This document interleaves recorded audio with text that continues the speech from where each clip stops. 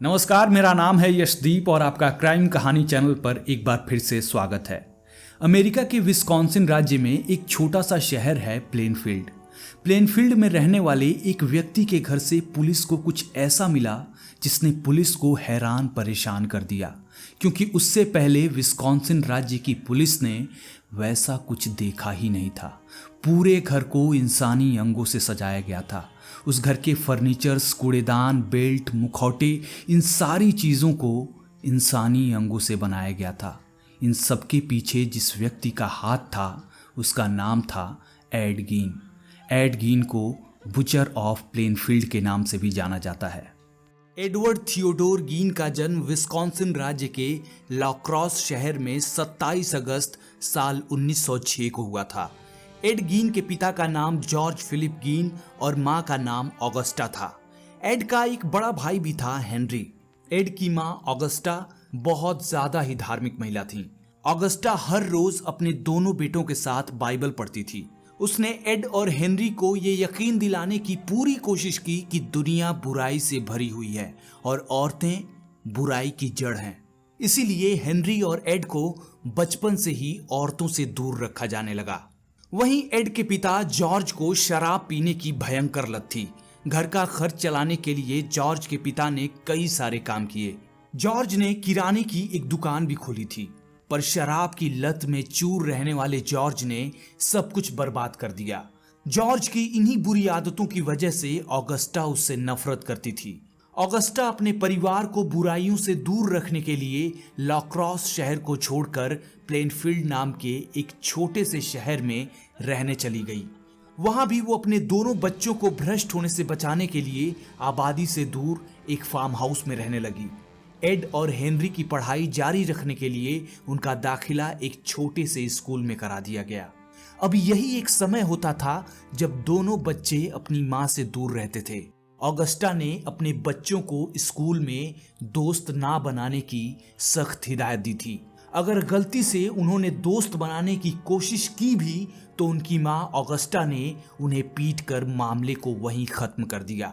इस तरह उन बच्चों का सामाजिक विकास पूरी तरह से रुक गया। इसका सबसे बुरा प्रभाव पड़ा एड गीन पर। वो हमेशा अकेला रहता और बहुत कम बोलता। एड गीन के जीवन में अगर कोई था तो वो थी सिर्फ उसकी माँ। वो अपनी माँ से बहुत प्यार करता था।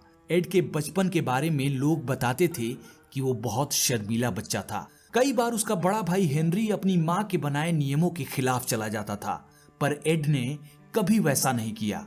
एड के बचपन के बारे में लोग बताते थे कि वो बहुत शर्मीला बच्चा था। उसका व्यवहार बड़ा असामान्य और विचित्र रहता था। उसके चेहरे पर एक बड़ी अजीब तरह की हंसी रहती थी जिसे समझना बहुत मुश्किल था। खराब सामाजिक विकास होने के बावजूद भी एड पढ़ाई में बहुत अच्छा था। 1 अप्रैल 1940 को एड गीन के पिता जॉर्ज की बहुत ज्यादा शराब पीने के कारण हृदय गति रुकने से 66 साल की उम्र में मौत हो गई। पिता की मौत के बाद घर के खर्चों को चलाने के लिए एड और हेनरी शहर में कई छोटे मोटे काम करने लगे। एड और हेनरी की ईमानदारी और विश्वसनीयता को देखकर वहां के लोग उन्हें आसानी से काम भी दे देते थे। दोनों भाइयों ने कई घरों में बेबी सिटिंग का काम भी किया। कुछ दिनों बाद हेनरी एक 2 बच्चों की तलाकशुदा मां को डेट करने लगा और उस महिला के साथ ही रहने का विचार भी करने लगा। हेनरी अपने भाई एड के सामने अपनी मां के बारे में बुरी बातें भी बोलने लगा था। अब हेनरी की ये बातें एड गीन को अंदर ही अंदर परेशान करने लगीं। पिता के मरने के 4 साल बाद 16 मई 1944 को एड और हेनरी खेतों में सूखे घास के ढेर जला रहे थे। अचानक आग ने विकराल रूप ले लिया। आग इतनी फैल गई कि आग बुझाने के लिए फायर ब्रिगेड की मदद ली गई। किसी तरह आग तो बुझ गई, पर किसी को भी हेनरी नहीं मिल पाया। उस समय काफी रात हो चुकी थी। एड पुलिस के पास गया और पुलिस को अपने भाई के लापता होने की सूचना दी। पुलिस का एक खोजी दल लालटेन और टॉर्च के साथ हेनरी की तलाश में निकल गया। एक लंबे समय के बाद खोजी दल को हेनरी मिल गया। वो औंधे मुंह जमीन पर गिरा पड़ा था। उसके शरीर में कोई हरकत नहीं थी। हेनरी मर चुका था। पुलिस ने हेनरी की मौत का कारण धुएं से दम घुटने को माना, क्योंकि पुलिस का मानना था कि उसके शरीर पे जलने के किसी भी तरह के निशान नहीं थे, ना ही किसी तरह के चोट के ही निशान थे। वहीं कुछ लोगों का कहना था कि हेनरी के सिर पर चोट के निशान थे। पुलिस ने पहले ही ये मान लिया कि हेनरी की मौत दम घुटने से हो गई है, इसीलिए उन्होंने उसकी लाश की किसी भी तरह की कोई जांच नहीं की, ना ही एड गीन से किसी तरह की पूछताछ ही की। जैसा कि एड गीन चाहता था, अब वो प्लेनफील्ड के उस एकांत फार्म हाउस में अपनी परम प्रिय मां ऑगस्टा के साथ अकेले रहने लगा। पर हेनरी की मौत के कुछ ही दिनों बाद ऑगस्टा लकवा की शिकार हो गई। पूरी दुनिया में एड के लिए उसकी मां ही सब कुछ थी। वो दिन रात अपनी मां की सेवा में लगा रहा, पर ऑगस्टा की हालत में कोई खास सुधार नहीं हो पाया। एक दिन एड अपनी मां ऑगस्टा के साथ स्मिथ नाम के एक शख्स के यहाँ पुआल खरीदने गया।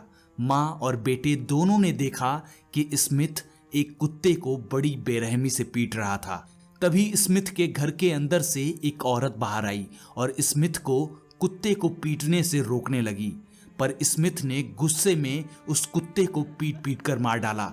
ऑगस्टा को उस दृश्य ने बहुत परेशान और बेचैन कर दिया। अब आप सोच रहे होंगे कि ऑगस्टा कुत्ते के साथ हुई क्रूरता से परेशान हुई होगी, पर ऐसा नहीं था। ऑगस्टा को परेशानी इस बात से हुई कि स्मिथ के साथ एक महिला थी और उस महिला की स्मिथ से शादी नहीं हुई थी। ऑगस्टा गुस्से में उस महिला को स्मिथ की रखैल कहकर चिल्लाई। इसके तुरंत बाद ही ऑगस्टा को दिल का दौरा पड़ गया और उसकी हालत नाजुक हो गई। अभी तो ये एक ही घटना है, ऐसी न जाने कितनी घटनाएं हुई होंगी। मां के सबसे ज्यादा करीब एड गीन ही था। आप सोचिए कि बचपन से ही उसके दिमाग पर मां की ऐसी बातों का कितना प्रभाव पड़ा होगा। 29 दिसंबर 1945 को 67 साल की उम्र में ऑगस्टा की मृत्यु हो गई। मां के चले जाने के बाद एड बिल्कुल अकेला हो गया। उसके जीवन में जो इंसान सबसे ज्यादा मायने रखता था, जिससे उसे बेहद लगाव था, वो इंसान उसे उस दुनिया में अकेले छोड़कर जा चुका था। मां के जाने के बाद उसने अपने घर को एक मंदिर में बदल दिया। उसने अपनी मां के हर उस कमरे को बंद कर दिया जिसे वो इस्तेमाल करती थी। वो खुद रसोई के पास बने एक छोटे से बेडरूम में रहने लगा। इस बीच उसे किताबें पढ़ने की लत लग गई। वो लगातार पॉर्न, कैनिबलिज्म, औरतों की शारीरिक रचना और नाजी चिकित्सा प्रयोगों से जुड़ी किताबें पढ़ने लगा। साल 1957 के 16 नवंबर की सुबह से पहले प्लेनफील्ड शहर में हमेशा की तरह सब कुछ सामान्य ही लग रहा था, जब तक कि प्लेनफील्ड हार्डवेयर दुकान की 58 वर्षीय मालकिन बर्निस वार्डन अपनी दुकान से गायब नहीं हो गई। बर्निस का बेटा फ्रैंक पुलिस विभाग में था। जब वो अपनी मां को ढूंढते हुए हार्डवेयर वाली दुकान पर गया तो वहां उसे खून के धब्बों के अलावा कुछ भी नहीं मिला। फ्रैंक ने देखा कि दुकान का कैश रजिस्टर खुला हुआ था। उस रजिस्टर के हिसाब से बर्निस वार्डन का आखिरी कस्टमर एड गीन था। इसी बिना पर उसके घर की तलाशी लेने के लिए उसके फार्म हाउस पर एक जांच टीम पहुंच गई। जांच टीम जैसे ही एड गीन के घर के अंदर दाखिल हुई, घर का मंजर देख के जांच टीम की हालत खराब हो गई। रसोई घर में बर्निस वार्डन के टखनों को रस्सियों से बांध के छत से उल्टा लटका दिया गया था, जैसे कि कसाई अपनी दुकान पर जानवरों को मार कर लटका देता है। बर्निस के शरीर से सिर को काट के अलग कर दिया गया था और उनके दिल को निकाल के एक पॉलीथीन की थैली में टांग दिया गया था। ऐसा कहा जाता है कि बर्निस को पहले गोली मारी गई थी, फिर उनकी मौत के बाद उनके शरीर को काटा गया था। अभी तो ये कुछ भी नहीं था। पुलिस ने जब पूरे घर की तलाशी ली तो वहां उसे कई इंसानी हड्डियां मिली। घर के बिस्तर पर इंसानी खोपड़ियां मिली। वहां पुलिस को इंसानी अंगों से बने रसोई के बर्तन और इंसानी खोपड़ियों से बने कटोरे मिले। इनके अलावा भी पुलिस को वहां इंसानी शरीर से बनी कई चीजें मिली, जैसे कि इंसानी खाल से बना एक कूड़ेदान, पैर की खाल से बनी लेगिंग, चेहरे की खाल से बने मुखौटे, इंसानी चेहरे से बना एक लैंपशेड, इंसानी धड़ से बना एक कॉर्सेट, 4 नाक, नाखून, 9 महिलाओं के प्राइवेट पार्ट्स और इनके अलावा इंसानी अंगों से बने और भी कई सारे सामान मिले। पुलिस हैरत में थी कि एड गीन ने इन चीजों को बनाने के लिए मानव अंग लाए कहां से होंगे। आखिर वो लोग कौन होंगे जिनके शरीर से बड़ी तसल्ली से उनकी खाल को निकाल के एड ने घरेलू वस्तुओं को बनाया था। और सबसे बड़ा सवाल तो ये बनता था कि ये सब करने के पीछे की उसकी मानसिकता क्या थी, वजह क्या थी। इन सब का जवाब अगर कोई दे सकता था तो वो था खुद एड गीन। पुलिस की पूछताछ में एड ने बताया कि साल 1947 से 1952 के बीच उसने रात के समय में 40 बार अपने आसपास के 3 कब्रिस्तानों का दौरा किया और जो लाशें हाल ही में दफनाई गई थीं, उन लाशों को निकाल के अपने घर लेकर चला गया। उसने बताया कि कब्रिस्तान से लाशों को खोद के घर लाने के लिए वो बेचैन सा हो जाता था। उसके ऊपर एक नशा सा छा जाता था। वो केवल उन्हीं कब्रों को खोदता था जिनमें अधेड़ उम्र की महिलाएं दफन होती थीं और जिनमें उसे अपनी मां की छाप दिखती थी। उसने पुलिस को बताया कि कब्रिस्तान के उन 40 दौरों में से 30 दौरे ऐसे थे जब वो अचानक से सामान्य हो गया, उसका नशा उतर गया और वो कब्रिस्तान से बिना लाश लिए ही घर लौट गया। एड गीन ने बताया कि अपनी मां की मौत का उसे बहुत गहरा सदमा लगा था। वो कुछ भी करके अपनी मां से मिलना चाहता था, इसीलिए वो औरतों की खाल से एक सूट बना रहा था जिसे पहनकर वो अपनी मरी मां से मिल सकता था। एड गीन ने पुलिस के सामने 2 औरतों को मारने की बात स्वीकारी। एक तो हार्डवेयर वाली दुकान की मालकिन बर्निस वार्डन की और दूसरी 1945 में लापता हुई मैरी होगन की। पुलिस को एड के घर से मैरी होगन के भी शरीर के अवशेष मिले थे। पुलिस के सामने एक सवाल और खड़ा हुआ कि क्या एड गीन ने 2 ही कत्ल किए होंगे। 24 अक्टूबर साल 1953 को एल्विन ग्रेस हार्टले नाम की करीब 14 साल की एक लड़की लाक्रॉस से रहस्यमयी तरीके से गायब हो गई थी। तब उस समय पुलिस ने एड गीन को उस मामले में संदिग्ध माना था। एड गीन की गिरफ्तारी के बाद उस पर मुकदमा चलाया गया, पर 1957 में उसे पागलपन के कारणों से दोषी नहीं पाया गया और उसे central state hospital for the criminal insane भेज दिया गया, जहां पता चला कि एड गीन एक तरह की मानसिक बीमारी स्किज़ोफ्रेनिया से पीड़ित है। साल 1968 में डॉक्टरों ने एक बार फिर से उस पर मुकदमा चलाने के लिए उसे ठीक माना, पर डॉक्टरों ने दोबारा उसकी मानसिक हालत को खराब बता दिया।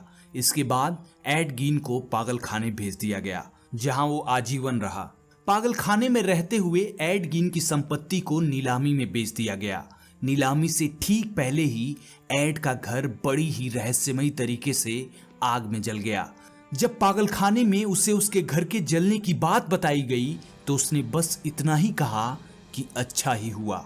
एड गीन की 1949 की फोर्ड सेडान कार, जिससे वो लाशें चुरा के घर ले जाता था, नीलामी में बेच दी गई।